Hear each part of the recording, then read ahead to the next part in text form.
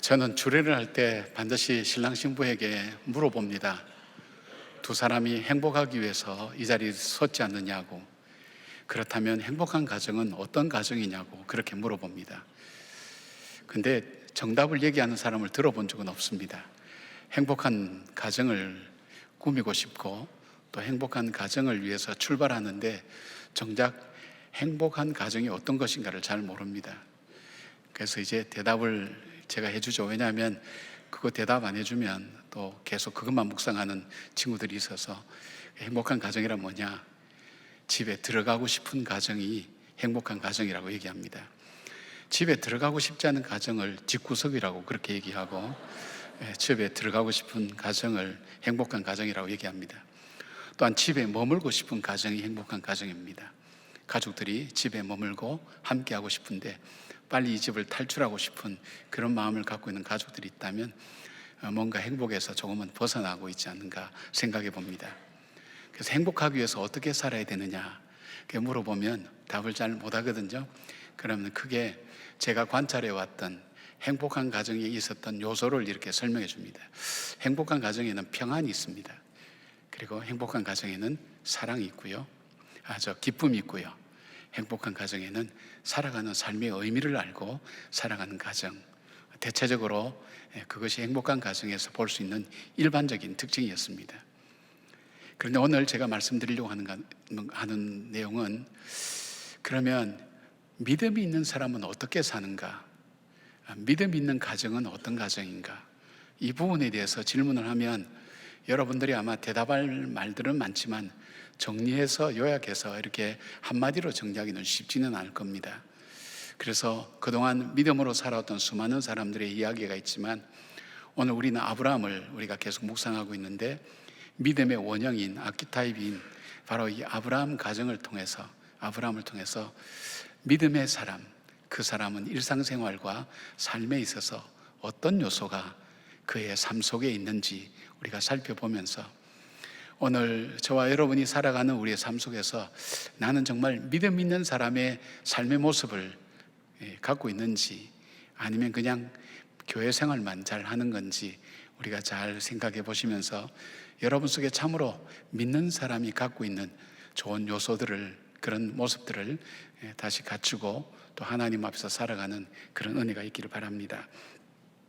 아브라함의 삶을 통해서 믿음의 사람은 어떻게 사는 것인가? 이 첫 번째 보는 부분은, 믿음의 사람은 영적인 환경을 굉장히 중요하게 여깁니다. 그러니까 1절 보니까 여호와께서 마므레 상수리 나무들이 있는 곳에서 아브라함에게 나타나시니라고 그렇게 말씀합니다. 아브라함이 살던 곳이 어딘가 하면 바로 헤브론에 마므리 상수리 나무들이 있는 곳에서 그는 살고 있었습니다. 그래서 조카 롯이 선택한 소돔과 고모라 땅과는 완전히 다르게, 여기는 이 목축하기도 좋은 장소도 아니고 살기도 편안하지 않은 곳이었는데 여기에서 살고 있습니다. 왜 아브라함이 이곳에 살게 되었는가? 가까운 예를 들면, 그 사건을 들면, 이곳에서 살다가 조카 롯의 목자들과 이 아브라함의 목자들이 서로 목초지를 두고 다투는 일들이 잦아졌습니다. 그래서 아브라함이 조카한테 얘기합니다. 우리가 친족인데 서로 싸우지 말자. 그렇게 이야기를 하면서 너가 먼저 어디로 갈 것인지를 선택해라. 너가 좋아하면 내가 우하고 너가 우하면 내가 좋아할게. 너가 선택하면 좋겠다. 그렇게 이렇게 제안을 했습니다. 그러면 이 롯이 체면상이라도, 아니 삼촌이 먼저 선택하셔야죠. 그리고 이 가나안 땅은 하나님께서 삼촌에게 주신 약속의 땅이 아닙니까?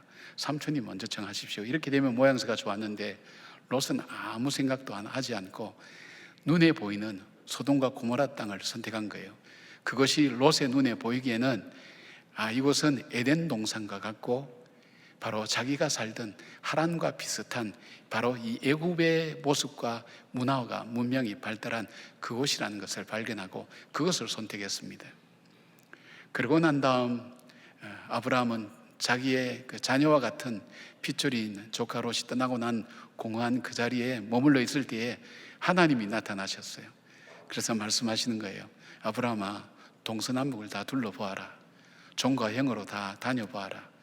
내가 이 땅을 다 너에게 주겠다고 하나님께서 그렇게 약속하신 것입니다. 그런데 이 약속이 쉬운 약속은 아니죠. 왜냐하면 아브라함이 이미 한번 경험했죠. 그가 가나안 땅에 왔지만 이곳에 기근이 들어서 도무지 살 수 없어서 하나님께 여쭤보지도 않고 자기가 생존하기 위해서 간 곳이 애굽이었습니다.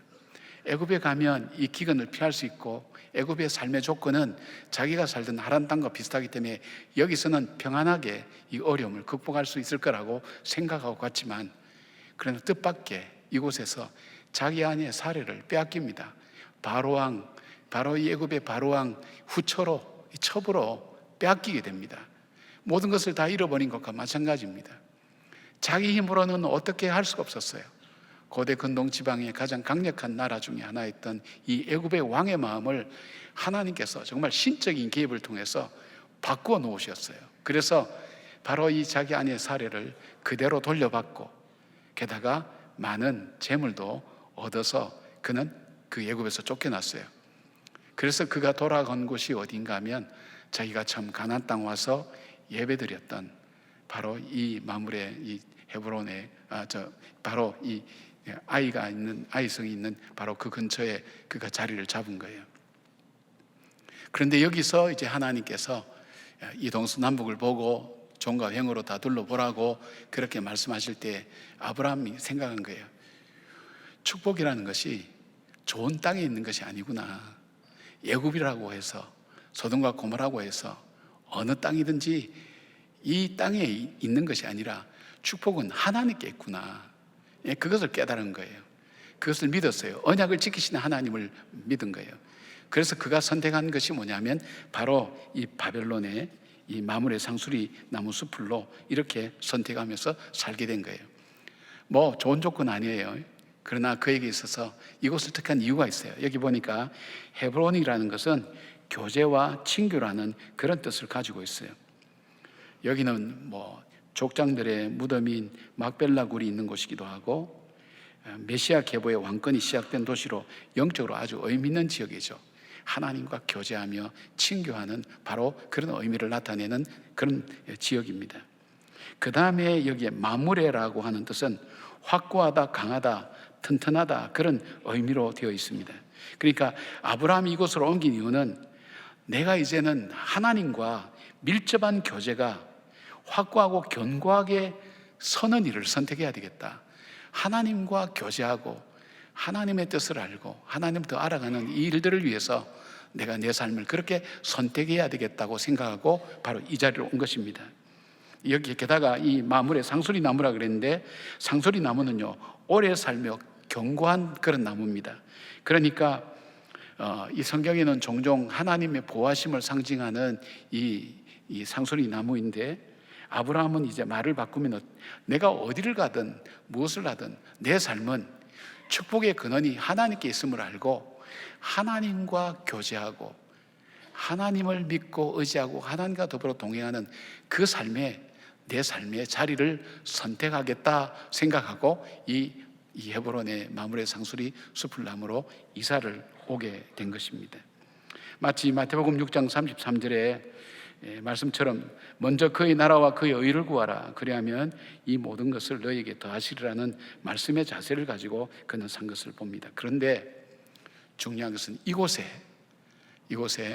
척박한 이 땅에 하나님과 천사가 임재한 것입니다.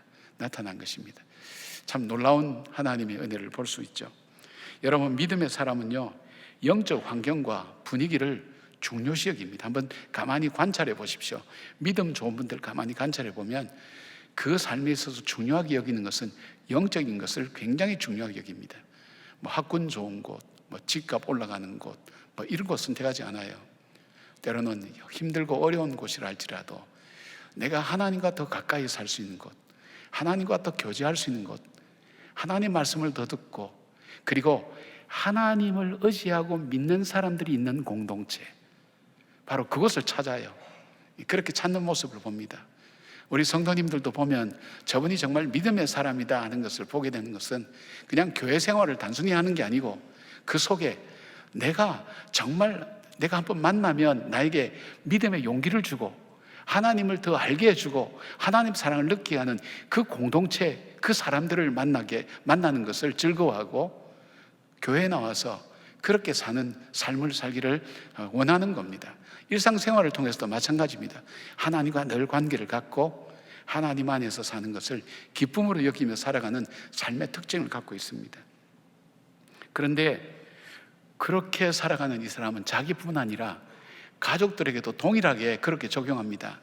내 아내와 내 남편과 그리고 내 자녀들에게도 이들이 하나님 말씀에 접촉되고 하나님 말씀대로 살아갈 수 있도록 그렇게 환경과 여건을 만들고 그리고 여러 가지 기회를 만들어서 하나님 뜻 안에서 살아갈 수 있도록 만드는 그런 사람들, 그 사람들이 바로 영적인 가치를 귀하게 여기는 사람, 그 사람이 믿음의 사람인 것입니다. 여러분, 이 사람들에게는 어떤 역사가 일어난다 그랬죠? 하나님의 임재하심의 체험을 볼 수 있습니다. 자, 오늘 우린 두 장소를 볼 수 있습니다. 소돔과 고모라는 우리가 이 땅을 살기에 편리한 모든 것이 다 갖추어진 곳입니다. 오죽하면 에덴 동산, 여호와의 동산 같고, 그 다음에 가장 문명이 발달했던, 문화가 발달했던 애굽과 같고, 바로 그렇게 느껴졌던 이 소돔과 고모라는 모든 것을 다 가지고 소유할 수가 있습니다. 반면에 헤브론의 마므레 상소리 나무 이 숲을 속은 있는 것이 없어요. 척박해요. 황무해요. 그러나 소돔과 고모라는 있는 것이 빼앗겨가는 곳이라면 바로 헤브론은 하나님의 역사를 이루어가는, 하나님의 역사가 나타나고 하나님의 복을 누리는 바로 그러한 장소가 된 것을 보게 됩니다. 사랑하는 여러분, 여러분은 어디에 거주하고 계십니까? 여러분의 삶의 자리가 어디입니까? 정말 나에게 영적인 하나님과의 관계에서 내가 영향을 받을 수 있고 하나님의 은혜 앞에 노출되고 하나님 앞에 나갈 수 있는 그런 환경과 공동체와 그런 만남과 그런 생활 습관을 갖고 이것을 귀중하게 여기는 삶을 살고 있는지, 아니면 내 육신이 편하고 눈에 보이는 대로 잘 아름다운 땅 그렇게 살고 있는지, 여러분이 아브라함과 이 롯의 선택을 보면서 영적인 사람, 하나님의 사람, 믿음의 사람은 바로 영적인 가치를 귀하게 여기고 하나님과의 관계에 우선순위를 두는 사람인 것을 보게 됩니다. 사랑하는 여러분, 여러분에게 그런 은혜가 있고 바로 여러분의 삶의 현장에 하나님의 임재하시는 축복이 함께하기를 주의 이름으로 축원합니다. 두 번째 믿음의 사람은 어떤 사람인가? 믿음의 사람은 섬김의 삶을 사는 사람입니다. 2절 보니까 눈을 들어 본즉 사람 셋이 맞은편에 서 있는지라 그가 그들을 보자 곧 장막문에서 달려나가 영접하며 몸에 땅을 굽혀, 그렇게 돼 있죠. 바로 헤브론 마므레 상수리 나무에 이 척박한 땅에 사람 셋이 서 있는데 아브라함이 보자마자 뛰어 달려나가서 이 사람들에게 엎드려 절하면서 영접하고 집으로 초대해서 섬겼습니다. 근데 놀라운 일이 벌어진 거예요. 히브리서 13장 1절 2절을 보니까 이렇게 설명합니다. 형제 사랑하기를 계속하고 손님 대접하기를 잊지 말라. 이로써 부지 중에 천사들을 대접한 이들이 있었느니라, 그렇게 말씀합니다. 아브라함은 그냥 길 가는 나그네를 대접했는데 나중에 알고 보니 단순한 나그네가 아니라 하나님과 천사들이었다는 것을 그가 알게 되고 그것을 통해서 받는 축복을 누리는 것을 보게 됩니다. 우리가 섬긴다는 것, 우리가 단순히 표현적으로 말하면 단순히 섬긴다 생각하지만 이 섬김이 행위와 삶으로 나타나기 위해서는 몇 가지 조건이 준비되어야 이 섬김으로 나타나는 거예요. 가장 첫 번째가 있다면 나는 하나님의 은혜를 입은 사람이라는 은혜의식이 우리 속에 있어야 섬길 수가 있어요. 나는 하나님 앞에 가치 없는 존재인데, 나는 보잘것없는 존재인데 하나님께서 티끌 같은, 뒤에 이제 아브라함의 기도에 나오지만 티끌 같은 나에게 찾아오셔서 하나님께서 언약해 주시고 하나님 인도해 주시고 보호해 주시고 내가 살아온 삶이, 내가 지금 살아가는 삶이 하나님의 은혜 가운데 살아간다고. 하나님 은혜 가운데 살아간다는 사람이 어떤 사람입니까? 그 사람이 섬길 수 있는 마음이 되어 있는 거예요. 내가 노력하고 내가 애써서 내가 머리를 잘 쓰고 내가 수단과 방법을 가지고 내가 내 삶을 일구고 그리고 내가 노력해서 여기까지 왔다는 사람은 섬길 수 있는 마음의 한계도 있고 그렇게 잘 못합니다. 있다고 섬기는 것 아닙니다. 없다고 못하는 것 아닙니다. 이 마음이 첫째 있어야 되는 거예요. 두 번째로 또 하나 가질 수 있다면 이 모든 것이 하나님께로부터 왔음을 고백하는 고백이 있어야 돼요. 내가 가지고 있는 것, 내가 알고 있는 것, 뭐 쉽게 말하면 내 가족, 그 다음에 그 가족이 여러 가지 여건 속에서 공부하고 살아갈 수 있는 그 여건도, 그리고 내가 지금까지 살아올 수 있었던 것도 하나님께서 다 주신 것이다. 이 물질도 건강도 하나님께서 주신 것이다. 내가 하나님께 거저받았다고, 선물로 받았다고. 바로 그 마음이 있어야 돼요. 그리고 세 번째는 사람을 사랑해야 됩니다. 주의 말씀에 순종해서 사람을 사랑해야 섬길 수 있는 거예요. 그 섬김이 삶으로 나타나는 것을 보는 거예요. 우리가 바나바 훈련학교를 하면서 마지막에 하는 것이 세족식입니다. 이것은 예수님께서 십자가에 잡혀 돌아가시기 전날에 성찬식 자리에서 일어나서 세숫대야와 수건을 갖고 제자들의 발을 씻어주시면서 너희도 이렇게 하라고 말씀합니다. 여러분은 인생의 마지막 전날 뭘 하시겠습니까? 여러분이 내가 인생의 마지막 날이다 하는 걸 아는 전날, 여러분이 할 일이 뭐라고 생각하십니까? 그런 기회가 주어지면 참 좋겠죠. 내일이 내가 죽는 날이다 하는 것을 내가 미리 알 수 있다면 오늘 뭐 하고 싶으세요? 어디 못 가본 데 실컷 여행이나 가보고 싶으세요? 못 먹어본 거 그냥 맛집 순례를 하면서 그냥 다 먹어보시겠어요? 뭐 셀프 사진을 찍어가지고 어디 SNS 다 올리겠어요? 뭘 하시겠어요? 예수님이 마지막 잡히시는 전날에 성찬식을 했어요. 주님의 피와 살을 나누는 성찬식을 했어요. 그리고 어떻게까지 말씀하시냐면 내가 다시 올 때까지 내가 이 포도주를 마시지 않고 이 자리를 하지 않겠다 그랬어요. 굉장히 중요한 거죠. 돌아가시기 전날. 근데 그 성찬식을 하는 그날 예수님께서 잡수시던 자리에서 일어나서 세수대야를 준비하고 수건을 준비해서 제자들의 발을 씻겨주시면서 내가 너희에게 하는 것처럼 너희도 이렇게 하라고. 그러니까 복음이 섬김이라는 그릇 속에 담겨지도록 그렇게 주님 말씀하신 거예요. 얼마나 이게 주님께서 강조하고 또 강조하고 싶은 것, 복음이라는 것은 바로 이 섬김에 담겨질 때에 복음의 능력과 은혜가 나타난다는 것. 그리고 어느 나라든지 선교를 보면 이 섬김을 통해서 선교가 이루어진 것을 봅니다. 우리나라도 마찬가지예요. 이분들이 와서 복음 전하는 것부터 하지 않았어요. 가난한 사람 돌아보았어요. 우리나라 사람들이 버렸던 한센병 환자를 그들이 섬겼어요. 품었어요. 사랑했어요. 헌신했어요. 그 섬김이 있었어요. 교육으로 우리 여성과 아이들을 길렀어요. 교육시켰어요. 아픈 사람을 치료했어요. 이 섬김이 복음을 증가하게 됐고 복음의 능력과 역사가 나타나게 만든 거예요. 주님께서 이것을 말씀하신 거예요. 그 섬김을 본받아서 세족식 하면서 주님, 저도 주님처럼 그렇게 말씀에 순종해서 섬기겠습니다 하는 마음을 담아서 그렇게 하기 위해서 바로 이 세족식 하는 거예요. 그래서 어떤 신학자가 그런 얘기해요. 교회는 십자가도 중요하지만 그러나 동시에 교회에 걸어야 될 것이 있다면 바로 수건과 세숫대야도 함께 걸어두어야 된다고 그렇게 했어요. 그만큼 섬김이 중요하다는 것을 말씀하고 있어요. 오늘 날이 뜨거운 정오에 아브라함은 장막문에 앉아서 쉬고 있었어요. 중동 지방은 날씨가 뜨거워서 낮에는 낮잠을 자거나 그늘에 들어가서 쉬는 것이 일반적입니다. 나그네들이 이동할 때도 주로 해가 뜰 때나 질 때, 경우에 따라서는 밤중에 많이 이동했죠. 너무 더우니까. 먼저 아브라함에게 있어서는 상수리 나무 있는 그곳에 떼약빛 아래에 서 있는 세 사람을 눈을 들어 보았다 그랬어요. 의도와 목적을 가지고 바라보는 거예요. 섬김을 위해서 중요한 것은요, 자기가 섬길 수 있는 사람을 눈을 들어 보는 것이 중요합니다. 왜냐하면 관심이 없으면 보이지 않아요. 저는 몇 번이나 이걸 경험했어요. 여러분에게도 아마 강의하면서 영상을 보여드리면서 아마 여러분에게 그 강의했던 저도 기억이 나는데 안 보여요. 관심 없으면 안 보여요. 분명히 있는데 바로 눈을 들어서 볼 수 있는 것.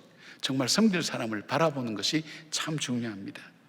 아브라함은 나그네를 바라봤죠. 그 다음에는 그곳에 달려갔어요.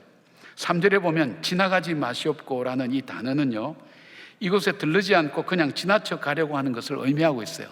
그러니까 아브라함이 붙잡지 않았다면 이분들은 그냥 지나갔을 거예요. 왜냐하면 그들의 최종 목적지가 바로 소돔과 고모라였기 때문에 서둘러서 가려고 했을지 모릅니다. 그런데 달려가서 몸을 땅에 대고 굽혀서 엎드렸어요. 겸손과 최대한의 예의를 갖추어서 이들을 초청하고 물을 준비해서 발을 씻게 하였고 떡과 고기를 준비해서 대접했어요. 극진히 대접했어요. 아브라함의 섬김이 특징이 있어요. 그 특징이 뭐냐면 그는 섬김을 혼자 하지 않았습니다. 가족들이 다 같이 했어요. 그가 오셔서 잠시 드시고 가시고 드셔서 드시라고 얘기할 때 그가 한 일이 있다면 그가 자기 아내 사라한테 떡을 구우라고 했고 그리고 송아지를 잡아서 종에게 줘서 요리하라고 했어요. 그리고 보면 아마 버터와 우유를 준비해서 그렇게 대접을 했어요. 온 식구가 다 움직였어요. 언제요? 쉴 때, 더울 때, 할 수 없을 때, 그때 일어나서 바로 이 사람들을 섬겼어요. 온 가족이. 그 다음에 아브라함의 섬김의 또 하나 특징은 육체적인 필요만 채운 것이 아니라 마음도 편안하게 했어요. 5절 보니까 당신들의 마음을 상쾌하게 하신 후에라는 표현은 마음을 편쾌하며 안정감과 편안함을 주는 그런 분위기와 환경을 만들었어요. 그리고 아브라함의 또 하나의 섬김의 특징은 아브라함은 많은 가족의 족장이었어요. 꽤 높은 사람이죠. 나이도 99세니까 적지 않아요. 그런데 그들 앞에 엎드려서 그 나그네들이 부담을 느끼지 않고 주저하지 않고 그리고 그 초청에 응할 수 있도록 자기의 태도와 자세를 겸손하게 한 겁니다. 그가 하나님과 천사의 일행이라는 것을 알아서 한 게 아니에요. 그냥 지나가는 나그네였어요. 우리가 매년 성탄절에 어려운 이웃을 섬기기 위해서 사랑의 쌀을 하죠. 왜냐하면 쌀은 단순한 음식이 아니라 우리의 양식이면서 생명을 유지시켜주는 상징적인 음식입니다. 또한 인생의 뜨거운 때학빛 아래서 견딜 수 없는 인생의 고난 속에 있는 사람들을 아브라함처럼 눈을 들어 바라보는 심정으로 바로 그들을 향해 다가가는 섬기는 사랑입니다. 그리고 우리가 먹을 양식을 나누죠. 여기에 겸손과 사랑의 마음을 담습니다. 그래서 우리가 하는 일이 무엇입니까? 아무 쌀이나 하지 않습니다. 눈을 가리고 여러 사람이 눈을 가리고 밥을 지어서 그 밥을 다 먹어보게 합니다. 그 중에서 가장 맛있는 쌀을 선택합니다. 가격을 우선으로 하지 않습니다. 남에게 드리는 쌀, 섬기는 쌀, 가장 맛있고 좋은 쌀을 뽑아서 그렇게 합니다. 이게 동대문구청과 서울시에 가서 이런 얘기하면 그분들이 감동을 받아요. 진심으로 섬기는 마음의 자세, 그 태도를 갖고 하고 있구나. 아마 이 동안교회 성도들이 그 따뜻한 마음을 가지고 전하고 있구나 하는 것을 그분들이 수많은 그분들도 구제나 이런 거 많이 받아볼 것 아닙니까? 그런데 정성껏 하는 그것을 그들이 바라보는 것입니다. 마태복음 25장에 보면 마지막 날 심판대에 양과 염소를 나눌 때에 오른편에 있는 양에게 주님이 말씀하죠. 너희들은 내가 줄일 때에 먹을 것을 주었고 내가 헐벗었을 때에 입을 것을 주었고 병들었을 때에 돌보았고 옥에 갇혔을 때 와서 보았다고 그렇게 말씀합니다. 이들이 대답합니다. 주님, 저희들은 주님께 그렇게 한 적이 없습니다. 그래 말씀드릴 때 40절에 보니까 이렇게 말씀합니다. 임금이 대답하여 이르시되 내가 진실로 너희에게 이르노니 너희가 여기 내 형제 중에 지극히 작은 자 하나에게 한 것이 곧 내게 한 것이니라 하시고, 주님은 바로 고통과 도움이 필요한 사람에게 하는 것이 주님께 하는 것으로 그렇게 여겼습니다. 바울은 로마서 12장 31절에 이렇게 말씀합니다. 성도들의 쓸 것을 공급하며 손 대접하기를 힘쓰라 그랬어요. 디도서에 보면 초대교회도 지도자를 세울 때요, 중요한 조건 중에 하나가 나그네를 대접하기를 잘하는 사람이었어요. 실제로 초대교회에서는 나그네를 대접하는 것이 초대교회의 그리스도인의 삶의 모습이었습니다. 믿음의 사람은 자신이 섬겨야 할 사람이 누구인지를 관심 갖고 살피고 찾는 사람입니다. 주님께서 바로 이런 사람을 섬기는 것이 곧 나에게 하신 것이라 말씀하셨기 때문입니다. 아브라함은 나그네를 대접했습니다. 그러나 결국은 하나님을 대접한 것이 되었습니다. 사랑 여러분, 여러분 주위에 강도 만난 사람이 있습니까? 선한 사마리아 사람이 되어서 섬기는 삶이 되기를 바랍니다. 또한 저희들이 사랑의 삶을 하는 것이 아니라 여러분이 성탄절 하는 헌금 전액을 어려운 이웃을 위해서 나갑니다. 구체적으로 나가는 곳이 사각지대에 있는 사람들, 잘 모르는 사람들. 어떤 사람들이냐? 보통 고아원 같은 데서 살다가 18살 되면 나와야 됩니다. 돈을 그냥 몇백만 원 정착비를 받고 나와서 살다 보면 주로 나쁜 곳으로, 잘못된 곳으로 연결되는 이 젊은이들이 많습니다. 근데 그 중에서도 정말 내 인생을 바꿔보겠다고 생각하고 공부하는 애들이 있어요. 공부한 애들이 대학에 들어왔어요. 들어왔는데 보니까 등록금과 더불어서 생활비가 너무 힘들어서 알바하다가 지쳐서 학업을 중단한 일이 종종 있다는 거예요. 우리가 이 관심 갖고 보지 않으면 못 보는 거예요. 그 아이들에게 생활 장학금을 보냅니다. 여러분이 주신 성탄절 헌금 가지고 우리 경희대와 외대, 우리가 뭐 다 할 수는 없으니까 우리 지역에 있는 학교에 그렇게 합니다. 그리고 아이는 아픈데 치료비는 없고 발만 동동 구르는 그런 부모들이 많죠. 가난하고 어려운 사람들이 있죠. 그 사람들을 위해서 여러분이 헌금한 금액을 경희대 병원에 맡깁니다. 소아과 이런 데 맡깁니다. 그래서 어린아이들이 아픈 사람 올 때 이 돈으로 치료해 주라고 그렇게 쓰여집니다. 여러분, 왜 이렇게 우리 교회, 그 다음에 우리가 창립기념주일 같은 경우는 장애인들과 또 우리 연세 많으신 어르신들, 거동이 불편한 어르신들을 섬기는 일에 바로 이 장애인 재단을 통해서 섬기는 일을 합니다. 왜 할까요? 교회가 하는 일이 구제라서요. 교회의 본질은 구제에 있지 않습니다, 여러분. 복음에 있습니다. 그러나 우리가 섬기는 것은 바로 복음을 담는 주님께서 우리에게 알려주신 방법이기 때문입니다. 섬김을 통해서 복음의 삶을 순종하고 실천하는 삶이기 때문입니다. 가난한 사람이 많아서, 어려운 사람이 많아서 그렇게 돕는 것이 아닙니다. 주님의 말씀 앞에 순종하며 우리가 눈을 들어서, 이 성탄절 날은 눈을 들어서 누구를 도와야 될 것인지 살피고 바라보고 달려가는 그 모습, 그것이 바로 우리 교회가 함께 섬기는 모습입니다. 우리가 혼자 하는 것도 중요하지만 우리가 함께 아브라함의 가족이 한 것처럼 우리 성도들이 함께 한 마음으로, 그런 사랑의 마음으로 어려운 사람들에게 전해지고 그리고 전달되고 따뜻한 마음이 나누어지는 그런 모습들, 이 섬김의 삶, 그것이 성도들의, 믿음 있는 사람의 삶의 모습이라면 그 사람들이 모인 교회는 어떨까요? 섬기는 삶을 실천하는, 살아가는 그런 사람들이 많이 모인 곳. 여러분, 평생에 제대로 한번 섬겨보시고 살면 좋겠어요. 나는 없는데요. 없는데도 섬길 수 있어요. 찾아보세요. 우리는 섬긴다 그러면 돈만 생각하는데 그게 아닙니다. 제가 작은 예를 하나 들까요? 여러분, 만나는 사람에게 살짝 웃어주는 것, 그거부터 시작할 수가 있어요. 환하게 웃어주는 것. 지난주에 어떤 교수님 만났는데 선을 한 30번 봤는데도 마음에 드는 사람이 없더랍니다. 그래서 한 사람에게 이별 통보를 하고 그 설득하는 시간이 오래 걸려서 다음 사람 만나기로 했는데 1시간 반이나 늦었대요. 누가 기다리겠는가, 갔을 거다. 그러나 만약 이 사람이 웃어준다면 난 이 사람과 결혼할 것이다. 그분이 31번째 사람이랍니다. 근데 이 자매님은 자기가 약속을 이쪽에서 했는지 저쪽에서 했는지 몰라서 왔다 갔다가 시간을 보냈는데 이 사람이 들어오니까 반가워가지고 환하게 웃어서 결혼했다고 그렇게 하시더라고요. 웃음이라는 게 참 중요하죠. 따뜻하게 손잡아주는 것, 그런 작은 것부터 여러분 섬길 수가 있어요. 여러분 지금 참 많이 좋아지시는데 예배 시간에 인사할 때도 여러분이 서로 바라보면서 인사하고 또 진심으로 축복하는 모습들을 많이 보는데 거기서부터 시작하시면 됩니다. 왜냐하면 여러분이 지금 같은 자리에 앉아있지만 어쩌면 여러분 중에는 오늘 예배를 한번 드려보고 그 다음 내 인생 결정짓겠다는 사람이 많습니다.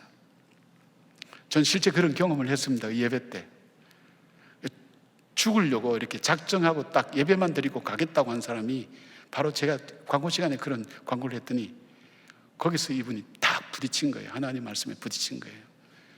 별별 희한한 사람들 다 옵니다. 별별 희한한 사람이 누굽니까? 납니다.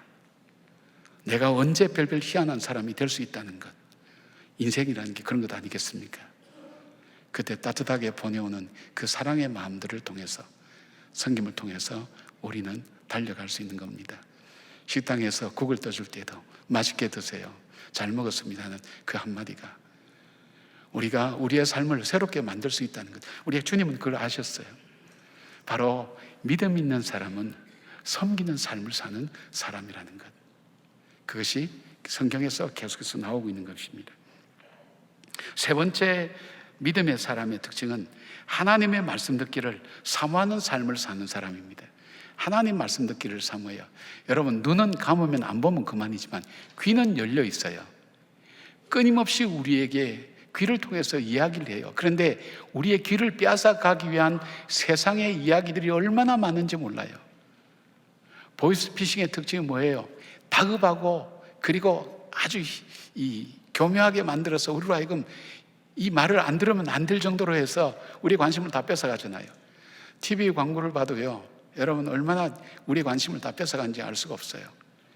근데 그런 가운데서도 시간과 마음을 내어서 하나님 말씀 듣기를 사모하는 거예요. 그 성향이 있어요. 여러분, 한만원 이 세상 뭐 이런 노래 부르면서 뭐 요새 김영웅입니까? 이용웅입니까? 누구 영웅이라는, 거기에 그렇게 교회 권사님들이 많이 간다는 얘기가 있어요. 거기서 위로를 받는데요. 예? 삶의 위로를 받는데요. 예. 그런데 그런 분들이 믿음이 자라는 걸 보셨습니까? 드라마 보고 막 하나도 자기한테 도와준 적도 없는 사람들의 삶을 바라보면서 눈물을 찔찔찔 흘리면서 정작 자기 집에 울고 살펴볼 사람은 돌보지 않는단 말이에요. 찔리죠. 맞아요, 여러분. 우리에게 있어서 정말 하나님 말씀을 들으려고 애쓰는 사람. 사라는요, 온전하게 믿지를 못했어요. 하나님께서 하신 말씀을 그러나 품고 있었어요. 그래서 하나님께서 아브라함에게 말씀하실 때 그가 장막 뒤에 숨어서 하나님께서 말씀하시는 것을 그가 들었어요. 사라는 하나님의 언약의 말씀을 믿고 싶지만 현실적으로 온전한 믿음이 없어서 속으로 의심하면서 생각했어요. 11절 12절에 아브라함과 사라는 나이가 많아 늙었고 사라에게는 여성의 생리가 끊어졌는지라 사라가 속으로 웃고 이르되 내가 노쇠하였고 내 주인도 늙었으니 내게 무슨 즐거움이 있으리요 그랬어요. 사라가 가진 문제가 뭐냐면, 믿음의 문제가 뭐냐면 자신의 경험과 지식과 상식과 한계 속에 갇혀있는 하나님밖에는 못 봤다는 거예요. 여러분, 기독교는요, 합리적이고 이성적이고 논리적인 부분이 있습니다. 그러나 여기에 갇혀있지 않습니다. 이것을 뛰어넘어서 초자연적인 하나님의 온전한 능력이 있다는 것을 우리가 함께 믿습니다. 근데 사라는 여기에 갇혀있는 거예요. 이 갇혀있는 게 뭘까요? 영감님도 늙었고 나도 늙었고 나는 생도 끊어졌고, 이 일반적으로 보면 이루어질 수 없는 일이에요. 하나님이 저렇게 약속하시도 하나님은 어떻게 아기가 생긴지 잘 아직 모르시는 모양이야. 그런 생각을 할 정도로 전혀 하나님에 대해서는 그런 생각을 못하는 거예요. 여러분, 이 이런 사라에게 14절 15절 보니까 하나님이 이렇게 도전하세요. 여호와께서 능하지 못한 일이 있겠느냐? 기한이 이를 때에 내가 내게로 돌아오리니 사라에게 아들이 있으리라. 사라가 두려워서 부인하여 이르되 내가 죽지 아니하였나이다. 이르시되 아니라 내가 웃었느니라. 이때 사라 나이가 89입니다. 10살 차이니까. 아브라함이 99세입니다. 자기는 내년 이맘때라고 생각하면 내년 이맘때라는 그 기대는 자기는 89년 동안 자기 태가 죽은 거예요. 죽은 거나 마찬가지인 거예요. 89년을 기다려도 자기 태에서는 아무 일도 일어나지 않았어요. 이미 내 오랜 경험을 통해서, 상식을 통해서, 많은 사람의 예를 통해서 이런 일이 일어날 수 없다고 믿고 있는 거예요. 근데 하나님이 인식시키는 게 뭘까요? 이게 17장에 보면 아브라함에게도 동일하게 하나님 말씀하세요. 아브라함이 그럽니다. 하나님, 우리 자식 주신다는 거 하나님 고맙습니다. 근데 새로운 자식이 아니라 이미 내게 씨앗으로 준 이스마엘만이라도 하나님 앞에서 하나님 앞에서 살도록 그렇게 해주시면 좋겠습니다. 그럴 때 아니라 하나님께서 그렇게 말씀하시는 거예요. 그리고 하나님 17장에 보면 내가를 14번이나 합니다. 하나하나 할 때마다 그걸 내가 하는데, 이 내가라는 것은 여러분 말씀드린 것처럼 히브리어에는 주어를 쓸 수가 없죠.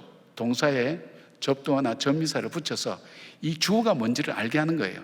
그런데 이 주어라는 아나라는 것을 쓰는 이유는 주체가 바로 이 주어에 있다는 것을 강조할 뿐 아니라 언약의 주인이, 언약의 주체가 하나님이라는 것을 강조하는 거예요. 그 하나님이 어떤 하나님이에요? 엘샤다이 하나님이라고, 전능하신 하나님. 그러니까 아브라함아, 네가 생각하는 그런 하나님이 아니야. 사라야, 네가 생각하는 하나님 아니야. 하나님께서 천지를 창조하시고 말씀으로 천지를 창조하시고 죽은 자도 살리시고, 그리고 이 낮추기도 하시고 높이기도 하신 전능하신 하나님, 전지하신 하나님, 그 하나님 너에게 말하는 거야. 내가 할 거야. 내가 할 거야. 사람은 못하지만 내가 할 거야. 내가 너에게 자녀를 줄 거야. 이삭을 줄 거야. 그 자녀가 약속의 자녀야. 그 자녀에게 영원한 약속을 내가 할 거야. 하나님께서 말씀하시는 거예요. 못 믿는 거예요. 여러분, 우리의 믿음이 그렇지 않습니까? 상식적인 믿음, 합리적인 믿음, 이성적인 믿음, 아주 고상하죠. 그러나 우리에게는 바로 전능하신 하나님이, 저는 그렇게 생각해요, 하지 않으실 분이지 못 하시는 분이 아니라는 것. 근데 그 하나님이 하시겠다고 말씀하는 게, 우리를 구원하시겠다고 하셨기 때문에 구원받지 못할 저와 여러분들을 불러서, 기가 막힌 방법으로 불러서 오늘 이 자리에 앉게 만드셨잖아요. 생각해 보세요. 나 같은 죄인이 용서함 받아서 주 앞에 옳다함 얻으면, 아, 하나님의 은혜로 이 쓸데없는 자 왜 구속하여 주는지 나는 알 수 없도다. 여러분이 하나님 나를 불렀다는 명쾌한 이론과 논리와 합리성 가지고 여러분 구원받았습니까? 이해할 수 없어요. 나도 나를 싫어하는데, 나도 나에게 실망하는데, 그런 나에게 끊임없이 실망하면서도 불구하고 포기치 않고 나를 붙드셔서, 때로는 고난을 통해서도, 시련을 통해서도 나로 하여금 하나님 앞에 돌아오게 만들었던 그 하나님의 사랑, 그 포기하지 않아요. 그 사랑 때문에 하나님이 나에게 찾아오셔서 구원해 주시다면 이것 자체가 우리에게는 큰 기적 아니겠어요? 평범하죠. 회사에 들어가려고 그래도 성적이 안 되고 가치가 없으면 안 쓰는데, 그런 가치도 없는 나를 하나님께서 그 아들을 죽이면서까지 나를 구속할 만한 가치가 나에게 있었는가? 그 하나님 믿는 거예요. 약속한 것을 이루시는 하나님. 사랑하는 여러분, 아브라함이 무려 자녀를 주겠다고 하는 걸 25년이나 기다렸어요. 25년 동안 기다려 보신 적 있습니까? 하나님께서 약속하신 것을 반드시 이루신다는 것. 근데 하나님께서 왜 자꾸 이 말씀을 할까요? 여러분, 우리는요, 합리적이고 이성적이고 논리적이고 과학적인 사고로 만들어진 가치 체계와 판단을 가지고 살아가고 있어요. 그래서 뭐든지 합리적이고 과학적이고 증명이 되어야 우리는 믿어요. 그 세상에 살고 있는 거예요. 우리 일상이 그 세상이에요. 그러니까 하나님의 초월성, 하나님의 전지전능한 것을 우리는 상상도 못하고 받아들이지 못하는 거예요. 우리가 체험할 수 있다면 기도를 통해서 우리의 사고의 패러다임이 바뀔 때, 그때 경험할 뿐이죠. 우리는 그 속에 갇혀 있는 거예요. 그러니까 그 생활들을 하나님에 대해서 온전히 믿지를 못하는 거예요. 반쪽만 믿고 있는 거예요. 그러니까 믿음이 없는 생각을 하게 되죠. 아브라함과 사라는 아무리 생각해도 현실적으로 아이를 낳을 수가 없어요. 근데요, 사단은 우리 생각 속에 자신의 생각을 밀어넣는다 그랬어요. 그래서 의심과 불신으로 전능하신 하나님의 능력을 믿지 못하게 만듭니다. 성경은 가룟 유다의 생각 속에 예수님을 팔 생각을 넣었다고 말씀하고 있어요. 사단은 포기하지 않습니다. 그래서 사라처럼 여러 번 경험하고도, 기적을 체험하고도 의심하며 믿지 못하는 것입니다. 주님은 우리 인간의 속성을 아세요. 그래서 어떻게 해요? 반복해서 말씀하시는 거예요. 14번이나 내가 하겠다. 내가 하겠다. 아브라함아, 내가 하겠다. 사라야, 내가 하겠다. 너는 불가능해도 나는 할 수가 있다. 태풍도 잠잠케 하신 하나님, 그 하나님이 하신다는 거예요. 자꾸 그 말씀을 들어야 돼요. 하나님 우리가 세상의 이야기가 들려오고 내 마음의 이야기가 들려오고 이 합리적인 얘기가 우리 마음속에 떠오를 때도 내려놓고 하나님의 약속을 붙들고 하나님 음성을 들어야 돼요. 그래서 두려워 말라, 내가 너와 함께 함이니라. 놀라지 말라, 나는 너의 하나님이 됨이라. 내가 너를 도우리라, 내가 너를 굳세게 하리라. 내가 나의 오른손으로 너를 붙들리라는 말씀 들으면 어떤 마음 들어갑니까? 우리 마음에 평안함이 오지 않습니까? 내 영혼아, 내가 어찌하여 불안하며, 내가 어찌 내 속에서 불안하며 두려워하느냐? 너는 하나님께 소망을 두라. 이 말씀을 들을 때 우리의 생각을 바꾸고 하나님께 소망을 둘 때 하나님 주시는 평강을 얻을 수가 있는 겁니다. 하나님의 말씀을 생각나게 하는 거예요. 요한복음 14장, 왜냐하면 로마서 10장 17절 보니까 믿음은 들음에서 나며 들음은 그리스도의 말씀으로 말미암느니라. 들어야 돼요. 들으면서 난다 그랬어요. 그래서 하나님께서 반복해서 계속 말씀하시는 거예요. 우리의 믿음이 흔들릴 때 하나님 말씀을 들어야 됩니다. 하나님도 계속 그 언약의 말씀을 반복합니다. 다양한 모습으로. 기다리다 지치거나 자기 생각대로 하지 않도록 하십니다. 요한복음 14장 26절을 보니까 보혜사 곧 아버지께서 내 이름으로 보내실 성령, 그가 너희에게 모든 것을 가르치고 내가 너희에게 말한 모든 것을 생각나게 하리라. 성령께서 생각나게 하신다는 거예요.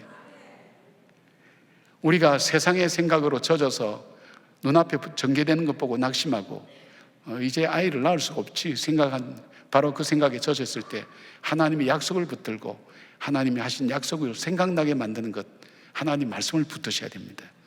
온전한 신앙입니다. 온전한 믿음, 하나님 말씀 듣기를 사모하는 여러분 되기를 바랍니다. 여러분, 믿음의 사람은 삶의 모습이 다르죠. 아브라함을 통해서 우리는 살펴봤어요. 믿음의 사람은 영적인 환경과 가치를 중요하게 여기는 사람. 여러분에게도 그런 어떤 믿음의 마음이 들어가기를 바랍니다. 그런 마음으로 살기를 바랍니다. 두 번째는 섬기는 삶. 그 섬김에 대한 조건이 있다 그랬죠. 하나님의 은혜를 아는 사람, 그 은혜를 고백하는 사람, 그 은혜 앞에 자기의 삶을 드리는 사람. 또 하나는 하나님 말씀 듣기를 사모하는 사람. 바로 그런 사람이 될 때에 이 광야 같은 세상 속에서도 어려움이 휩쓸리지 않고 낙담하지 않고 하나님 말씀 붙들고 반드시 이루실 그 하나님을 의지하며 믿음으로 오늘도 담대하게 살아나가고 고난과 시련이 여러분을 덮치지 않고 여러분이 그것을 딛고 일어서서 반드시 우뚝 설 수 있도록 여러분 믿음으로 살아가는 하나님의 사람 되기를 진심으로 축원합니다. 아멘. 기도하겠습니다.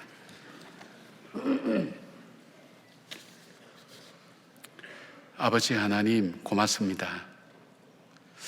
어떻게 해서 저를 알게 되었고 저를 찾아오셨고, 그리고 저는 한 일도 없는데 저를 위해서 어떻게 독생자 아들을 죽이면서까지 저를 구원해 주셨습니까? 아무리 이해하려고 해도 이해가 되지 않습니다. 그 사랑을 은혜라고 밖에는 표현할 수밖에 없습니다.